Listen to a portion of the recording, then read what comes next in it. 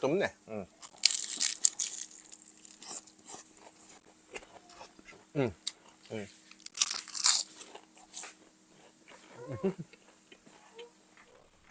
Mamen, tira naman tayo ng lumpiang toge. Para healthy naman, mamen, hindi yung puro putok-batok, puro karne ang tinitira natin.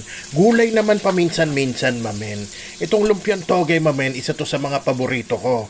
Lalo na kung may suka. Pasensya na nga lang, nung kumakain ako, wala na suka kasi Tom Jones na si mamen nyo eh.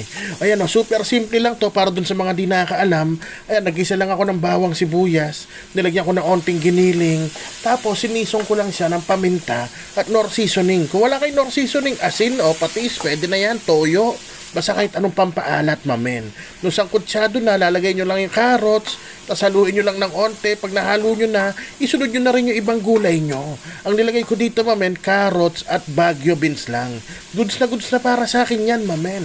O yan, pagkalagay ko nga ng Baguio beans, mamen, onting halo-halo lang at isusunod ko na yung togwe o may lambing sa dulo. Togwe. Ayan. Yung toge, sinisong ko ng asin para mas mabilis maluto at magkalasan na rin siya ulit. Lalo. Ayan, sinalo-halo ko lang. Yan, parang ganyan. Tapos, lalagay ko na rin kagad tong repolyo, mamen. Yung magtitira tayong onting repolyo kasi titira pa tayo ng mamen style na pansit batil patong na men. Ayan nilagyan ko na nga yung repolyo, tapos yan lang, halo-halo lang ulit, mamen. Wala kang gagawin dyan kundi maghalo. Huwag ka magtutubig, mamen, ha, kasi magtutubig din yung mga gulay mo. Ayan, tatakpan ko nga ng kahit 1 minuto para mas mabilis. So, yan, after 1 minute, mamen, ayan na siya. Mamen, huwag mo nga pala i-overcook, mamen, ha. I-undercook mo. Kasi, lulutuin pa natin yan, mamaya, di ba, pagkabalot, mamen. O, yan na nga.